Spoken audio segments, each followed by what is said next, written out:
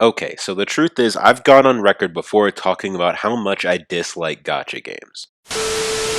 Over the years, I've seen my friends drool over women that are literally just boats. Literal boat women. You can't even make this up. I've seen my friends repeatedly empty their pockets as they grind the virtual slot machine that is gacha gaming. And I've seen them lower themselves to degrees that are so insane because they are so down bad they can't even see straight anymore.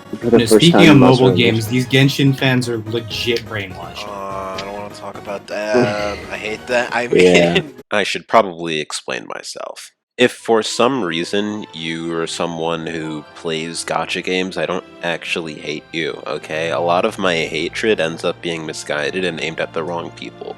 Who I do really hate are the people who create these gacha games. For the uninitiated, a gacha game is a video game that implements the gacha mechanic, which is, for all intents and purposes, a glorified slot machine. And while the trend was popularized in Japan, it certainly hasn't only stayed there, it's spread across the whole world, and I'll talk more about that later. When I see in people's Twitter bios that their favorite game genre is, quote, gacha, I can't help but be confused, because it isn't a genre, it's just a business model. It's like saying that your favorite genre is free to play. Gacha game can really be anything from an RPG to a sports game to a fighting game. It really doesn't matter. But okay, I'll cut to the chase.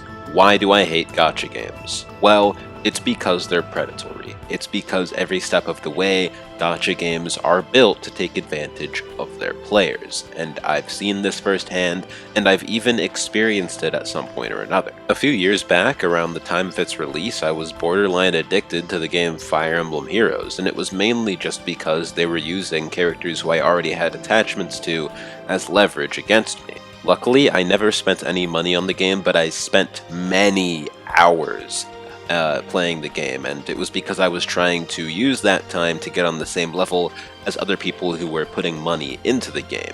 That's how deep in I was. For gacha games, one of the most important things is seeing how they can hook people, sink their teeth into people, and keep them there, which is why licensed gacha games are such a big deal, because they can use characters who you're already familiar with to keep you hooked, essentially.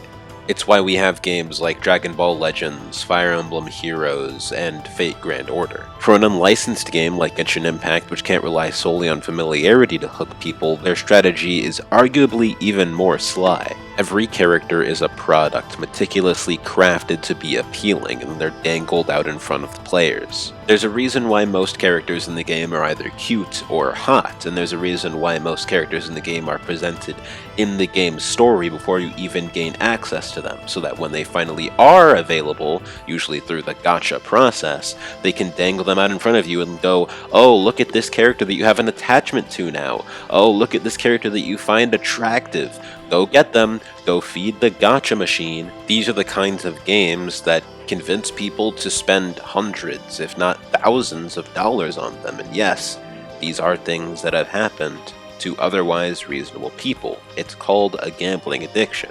A lot of games these days, be they gacha games or games with loot boxes, have straight up gambling with real money, and the ESRB refuses to actually acknowledge them as such. Games with gambling in them should be M-rated, but I guess it hasn't stopped them from allowing games like FIFA, despite having card packs that are available through gambling, to be E-rated. When I hear stories about young children who are spending thousands of dollars of their parents' money on games like this, I don't find it funny. In fact, I find it very frightening. Make no mistake though, older or adult fans are just as susceptible to these addictions as children, and gacha games are predatory to everyone, no matter their age. There's a reason why fans of gacha games can be so toxic online.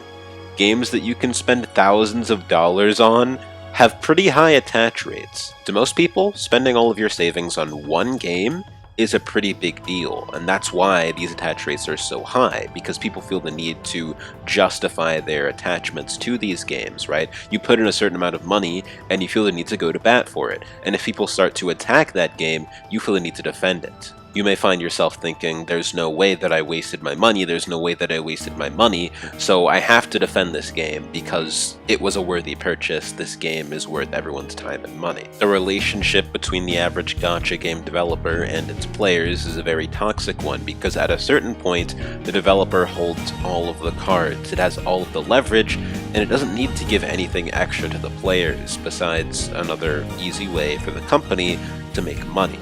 Any way to make money is a good thing. There's a reason why these companies like to hide rates or the chances of getting certain characters or items of certain rarities from their players. It's a lot like the rat problem. Imagine 3 cages of rats, each with a button. In the first cage, every button pressed gives the rats food. In the second cage, every other button pressed gives the rats food. And in the third cage, it's completely random. The rats in the first cage stopped pressing the button before the others. Then the second group stopped.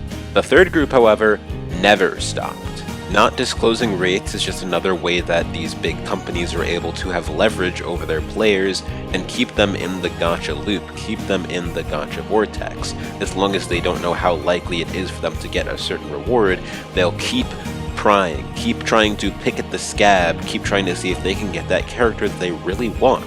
That's the essence of gacha gaming. Gacha games are engineered to hook you, be it through familiarity or appealing designs. After they hook you, their job is to keep you on the leash, to keep you on the fishing rod by giving you the promise of dopamine when it won't actually ever come.